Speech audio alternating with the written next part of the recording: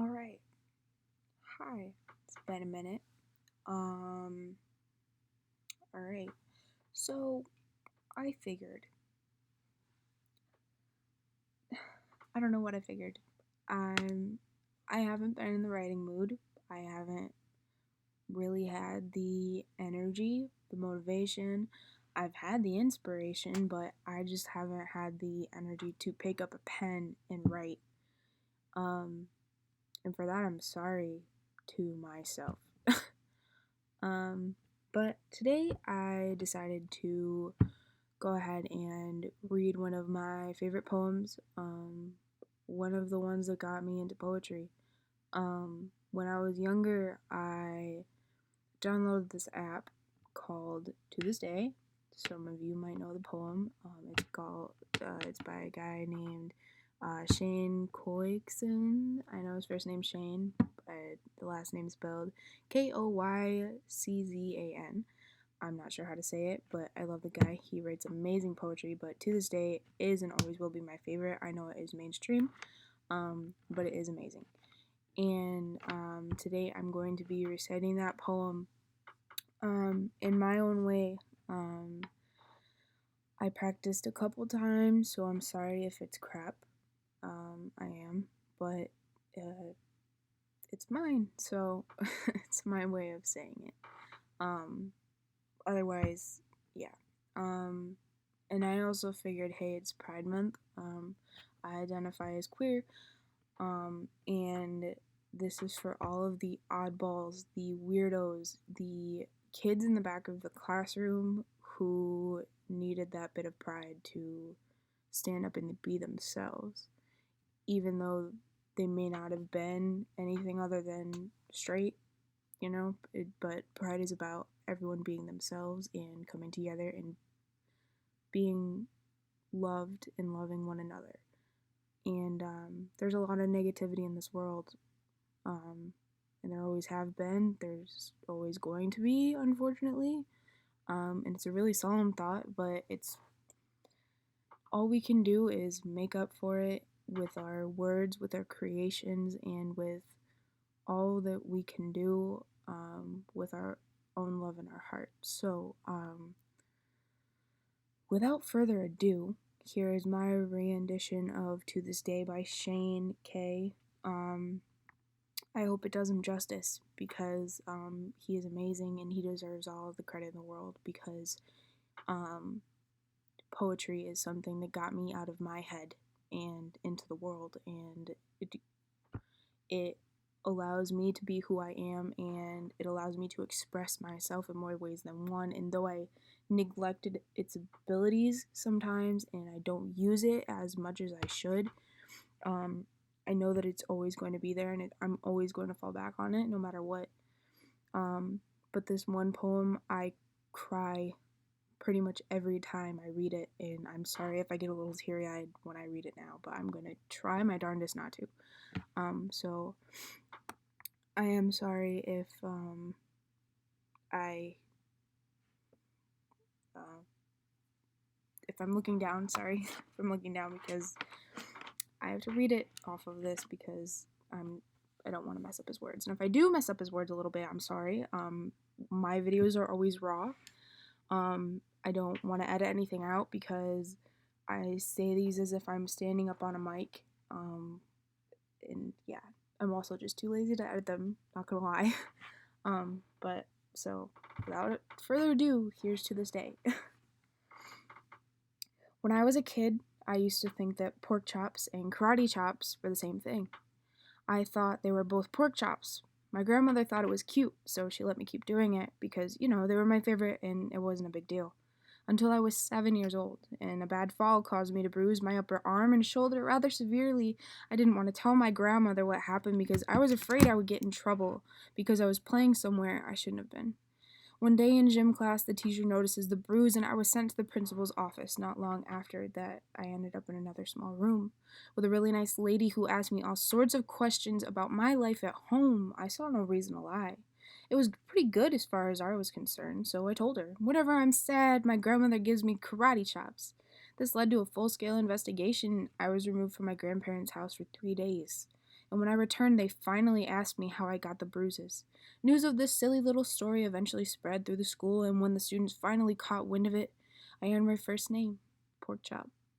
To this day, I freaking hate pork chops. Not the only kid who grew up this way. Surrounded by people who used to say that rhyme about sticks and stones as if broken bones hurt more than the names we got called. And we got called them all. So we grew up believing no one would ever fall in love with us. That we'd be lonely forever, that we'd never meet someone to make us feel like the sun was something they'd built for us in their tool shed. So broken heartstrings bled the blues as we tried to empty ourselves so we would feel nothing. Don't tell me that hurts less than a broken bone. That an ingrown life is something surgeons can just cut away, that there's no way for it to metastasize. It does. She was 8 years old on our first day of grade 3 when she got called ugly. We both got moved to the back of the class so we would stop getting bombarded by spitballs. But the school halls were a battleground. We found ourselves outnumbered day after day. We used to stay inside for recess because outside was worse. Outside, we'd have to rehearse running away or learn to stay still like statues, giving no clues that we were there.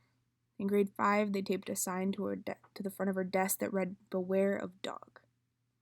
To this day, despite a loving husband, she doesn't think she's beautiful because of a birthmark that takes up a little less than half of her face. Kids used to say she looks like a wrong answer that someone tried to erase but couldn't quite get the job done. And they'll never understand that she's raising 2 kids whose definition of beauty begins with the word mom, because they see her heart before they see her skin, because she's the only ever always been amazing. He was a broken branch grafted onto a different family tree, adopted. But not because his parents opted for a different destiny. He was 3 when he became a mixed drink of 1 part left alone and 2 parts tragedy, started therapy in 8th grade, had a mixed personality made up of tests and pills, lived in the uphills were mountains and the downhills were cliffs. 4/5 suicidal, a tidal wave of antidepressants, and an adolescence of being called Popper. 1 part because of the pills and 99 parts because of the cruelty. He tried to kill himself in grade 10 when a kid who still could go home to mom and dad had the audacity to tell him, "Get over it." As if depression is something that can be remedied by any of the contents found in a first aid kit. To this day, he is a stick of TNT lit from both ends, could describe you in detail the way the sky bends. In the moments before it's about to fall, and despite an army of friends who call him an inspiration, he remains a conversation piece between people who can't understand that sometimes becoming drug-free has less to do with addiction and more to do with sanity. We weren't the only kids who grew up like this. To this day, kids are still being called names. The classics were, "Hey stupid, hey spaz." Seems like every school has an arsenal of names getting updated every year, and if a kid breaks in a school and no one around chooses to hear, do they make a sound? Are they just the background noise of a soundtrack stuck on repeat? When people say things like kids can be cruel, every school was a big top circus tent, and the pecking order went from acrobats to lion tamers, from clowns to carnies. All of these were miles ahead of who we were. We were freaks. Lobster claw boys and bearded ladies, oddities, juggling depression and loneliness, playing solitaire, spin the bottle, trying to kiss the wounded parts of ourselves and heal, but at night, while the others slept, we kept walking the tightrope. It was practice, and yeah, some of us fell. But I want to tell them that all of this is just debris. Left over when we finally decide to smash it all, the things we thought we used to be. And if you can't see anything beautiful about yourself, get a better mirror. Look a little closer. Stare a little longer, because there's something inside of you that made you keep trying. Despite everyone around you who told you to quit, you built a cast around your broken heart and signed it yourself. You signed it, they were wrong. Because maybe you didn't belong to a group or a clique. Maybe they decided to pick you last for basketball or everything. Maybe you used to bring bruises and broken teeth to show and tell but never told.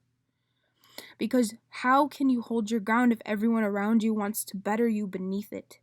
You have to believe that they were wrong. They have to be wrong.